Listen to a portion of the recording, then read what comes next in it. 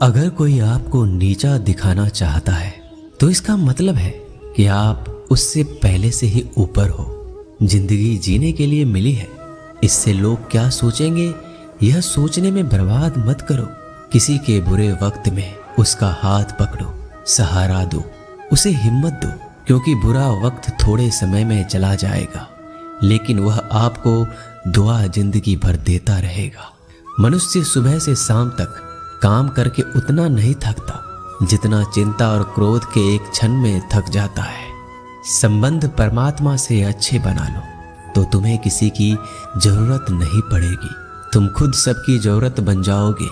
सलाह देने तो हजारों आते हैं लेकिन जब साथ देने की बारी आती है तो केवल भगवान आते हैं। जीतने के बाद तो सारी दुनिया गले लगाती है, क्योंकि जो आज आपके साथ है वह कल आपके खिलाफ हो सकते हैं। बिना मतलब के कोई आपकी इज्जत नहीं करेगा, लेकिन खुद को इतना काबिल बनाओ कि लोग बिना मतलब के भी आपका इज्जत करें।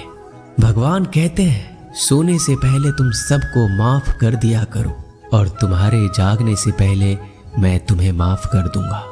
भगवान ऑक्सीजन की तरह है जिन्हें आप देख नहीं सकते, लेकिन उसके बिना आप रह भी नहीं सकते। कोई और तुम्हारी मदद नहीं कर सकता, अपनी मदद स्वयं करो। आप खुद के सबसे अच्छे मित्र हैं और सबसे बड़े दुश्मन भी। इंसान तब समझदार नहीं होता जब वह बड़ी बातें करने लगे, बल्कि समझदार तब होता है जब वो छोटी छोटी बातों को समझने लगे। आप किस समय सही थे इसे कोई याद नहीं रखता, लेकिन आप किस समय गलत थे ये सब याद रखते हैं। सब दुख दूर होने के बाद ही मन प्रसन्न होगा, यह आपका भ्रम है। मन प्रसन्न रखो, सब दुख दूर हो जाएंगे, ये हकीकत है। किसी भी व्यक्ति की कोई भी बात बुरी लगे तो दो तरह से सोचो। यदि व्यक्ति महत्वपूर्ण है तो भूल जाओ, और बात महत्वपूर्ण है तो व्यक्ति को भूल जाओ। रिश्तों का संबंध सिर्फ रक्त से नहीं होता, जो मुसीबत में हाथ थाम ले उससे बड़ा कोई रिश्ता नहीं होता। भगवान कहते हैं तुम सब कुछ मुझे सौंप दो, सारा दर्द परेशानी, और बिल्कुल हल्के होकर मुझे याद करो। धीरे धीरे तुम्हारा जीवन बदल जाएगा। हर रोज रात को सोने से पहले भगवान को अपनी पूरी दिनचर्या बता के सोएं। अगर आपके द्वारा किसी का दिल दुखा है तो मन ही मन उससे माफी मांगे। अगर आपका किसी ने दिल दुखाया है तो उसे माफ करके सारी चिंताएं भगवान को सौंप कर सो जाए। यकीन मानिए इससे आपकी जिंदगी खुशनुमा बन जाएगी। क्रोध बोला हुआ एक शब्द इतना जहरीला हो सकता है कि आपकी हजार प्यारी बातों को एक मिनट में नष्ट कर सकता है। सबको हंसाना लेकिन किसी पर भी हंसना मत। सबके दुख बांटना लेकिन किसी को दुखी मत करना। सबकी राह में दीप जलाना लेकिन किसी का दिल जलाना मत। यही जीवन की रीत है, जैसा बोओगे वैसा ही पाओगे। दुआएं और प्रार्थनाएं असंभव को भी संभव बना देती है।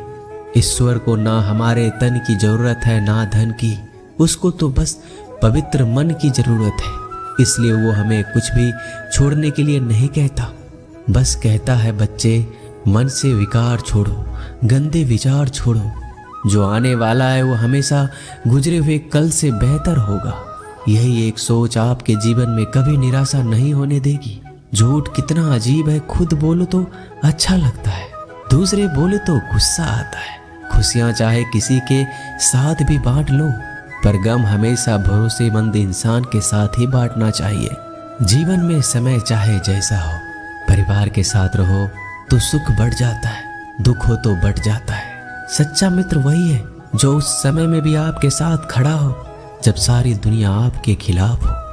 आपके पास जितना भी है उसके लिए बार बार दिल से धन्यवाद कहें, हर वक्त कहें। यकीन मानिए जितना भी है वो जल्दी कई गुना हो जाएगा। प्रार्थनाएं और ध्यान इंसान के लिए बहुत जरूरी है, क्योंकि प्रार्थना में भगवान आपकी बात सुनते हैं और ध्यान में आप भगवान की बात सुनते हैं। श्री कृष्ण से कितना कुछ छूटा, पहले माँ छूटी, फिर पिता छूटे, फिर जो नंद किशोर मिले वो भी छूटे, संग साथी छूटे, राधा भी छूटी, गोकुल छूटा, फिर मथुरा छूटा। श्री कृष्ण से जीवन भर कुछ न कुछ छूटता ही रहा। नहीं छूटा तो वो था देवत्व, मुस्कान और सकारात्मकता।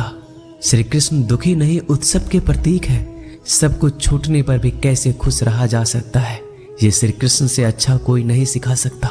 इसलिए हमेशा खुश रहें, सदा मुस्कुराते रहें। जीतने का मजा भी तभी आएगा जब लोग आपके हार का इंतजार करेंगे। गीता में लिखा है, यदि कोई आपको अच्छा लगता है तो अच्छा वो नहीं, अच्छे आप हैं, क्योंकि उसमें अच्छाई देखने वाली नजर आपके पास है। अपनी पीड़ा के लिए संसार को दोष मत दो, अपने मन को समझाओ। तुम्हारे मन का परिवर्तन ही तुम्हारे दुखों का अंत है।